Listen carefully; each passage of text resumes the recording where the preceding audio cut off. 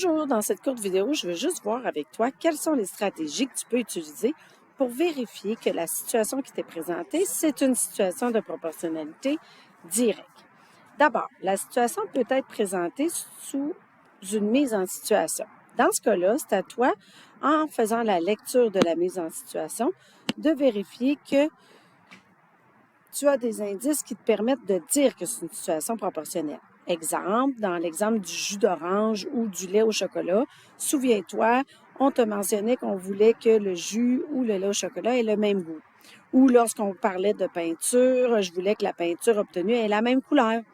Ou lorsque je lisais au même rythme, le bain se remplissait au même rythme, je roule à la même vitesse. Donc, ça se peut que dans la mise en situation que je te donne ce genre d'indice-là, ça te permet de dire que la situation sera une situation de proportionnalité directe.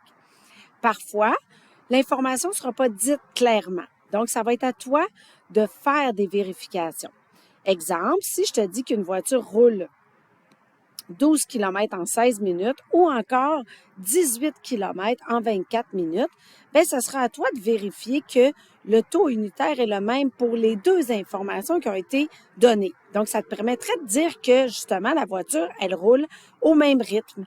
Donc, tu fais deux taux et là, tu obtiens le même taux unitaire, soit 0,75 km par minute. Donc, ça te permet de dire que la situation présentée, c'est une situation de proportionnalité directe.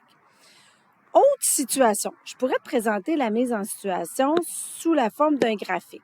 Je te dirais que le graphique, habituellement, parle par lui-même. Si tu es en présence d'un graphique avec une droite qui passe par l'origine du plan, tu peux être assuré que c'est une situation de proportionnalité directe.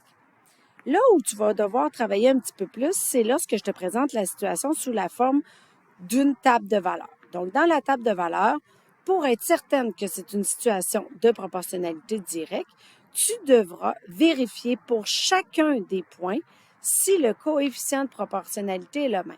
Ce que je veux dire par là, donc ici, j'ai 4 points, 4 informations concernant la consommation d'essence et la distance parcourue. Et là, pour chacun des points, je vais te demander d'aller faire le coefficient de proportionnalité. Si tu obtiens à chaque fois la même valeur, donc dans ce cas-ci, on obtient toujours que la consommation est de, je peux faire 20 km pour 1 litre. Donc ça t'assure que c'est une situation de proportionnalité directe. Donc c'est très important, avant de pouvoir résoudre une situation, de t'assurer que ce soit bien une situation de proportionnalité directe. À partir du moment où tu sais que c'est une situation de proportionnalité directe, bien là, tu peux former une formule mathématique qui va te permettre d'aller répondre à n'importe quelle question. C'est quoi une formule mathématique? C'est le lien mathématique qui existe entre tes deux quantités. Donc ici, dans la situation de la distance parcourue, on sait que la distance parcourue, pour l'obtenir, bien, on effectue 20 km par litre. Donc, si j'ai consommé 5 litres fois 20 km par litre, bien, j'obtiens la distance parcourue.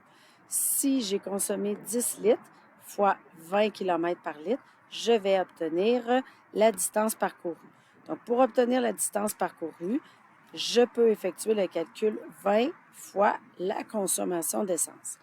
Donc, dans une situation où je te demande quelle sera la consommation d'essence pour une distance de 32 km, bien, toi, dans cette situation-là, tu peux dire, OK, bien, 32 km, j'ai parcouru 32 km.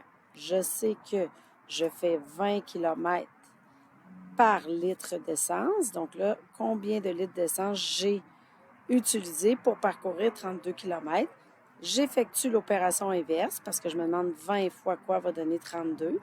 Donc, 32 divisé par 20. Je fais le calcul, j'obtiens 1,6. 1,6, c'est le nombre de litres que j'ai effectué pour faire une distance de 32 km.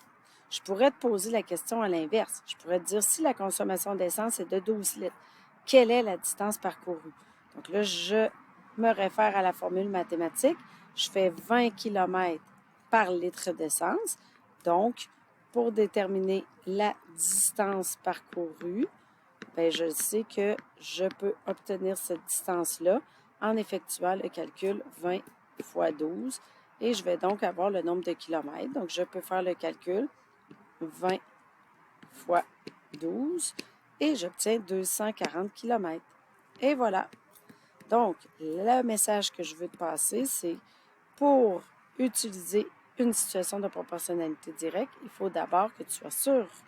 Donc, à partir du moment où tu es sûr, tu peux utiliser la formule mathématique. Donc, à toi de jouer.